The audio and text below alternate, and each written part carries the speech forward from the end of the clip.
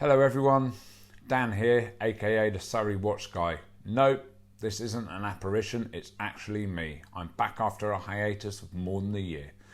Thanks to everyone who remained subscribed to the channel during this time. Your patience will be rewarded, I promise you.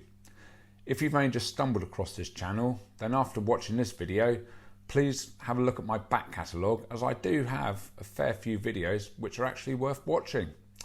So, what's been happening with me? Well, I've got less hair, my beard is greyer, bags under my eyes are ever more prominent, and of course I'm a year older.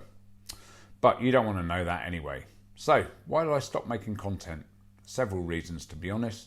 Life has been really good to me lately, and life opened up as it did for everyone suddenly post-pandemic.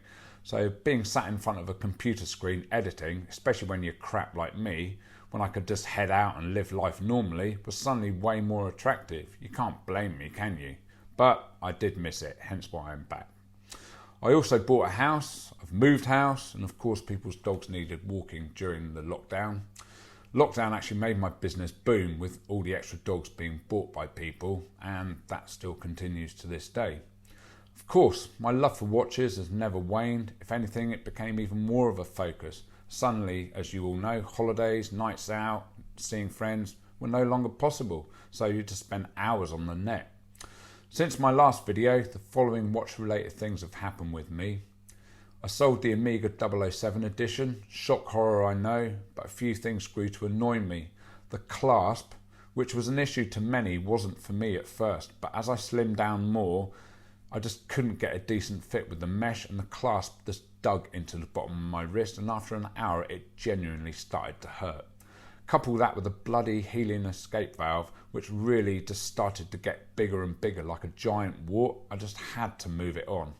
I did consider getting another one, but as soon as I strapped it on my wrist, which was only a few weeks ago, I immediately realised it would have been a mistake. As a mate said, an X is an X for a reason. Good riddance. Planet Ocean was the next to go.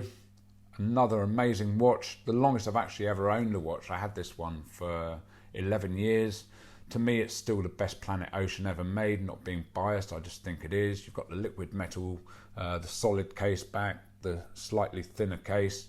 I just think, you know, it just made such a beautiful watch. However, after almost 11 years with it, I had started to grow bored. Not there was anything wrong with it, I just fancied a change and I just didn't want my money tied up in that. So I sold it to a guy who was absolutely delighted. So there I am, all I've got is the Smiths Everest for company. First time in over 15 years that I've been a one watch guy, but it's kind of refreshing to be honest. Time wasted stood in front of the watch box was now a thing of the past, and I had a lot more money too.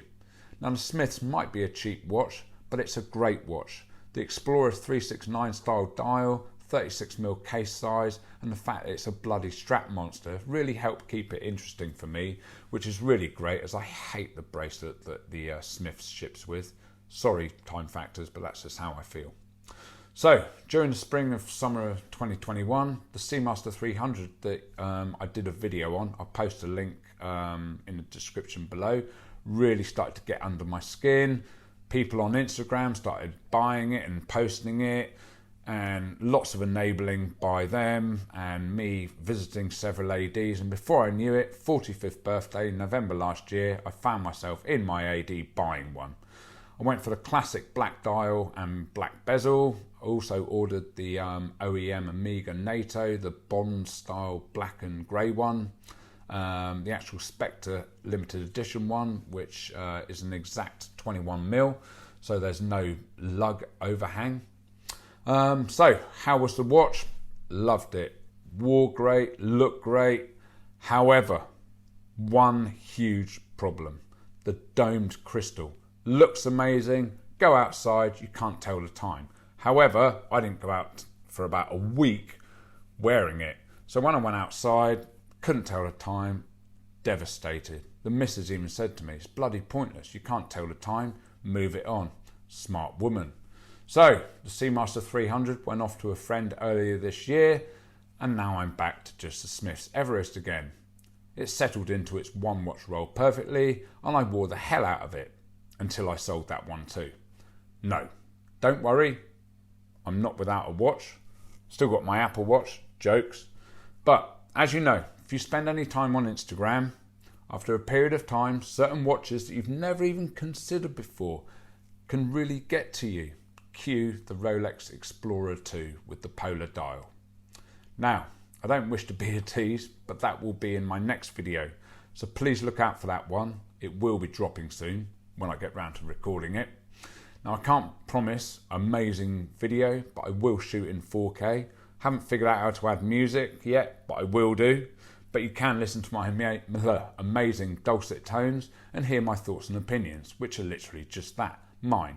But it's all fun, and I'm open to all your thoughts and opinions. So let me know in the comments section below. If you've enjoyed this video, if you've just stumbled across this channel, please do subscribe and also watch my previous videos. Thanks guys. See you next time. Take care.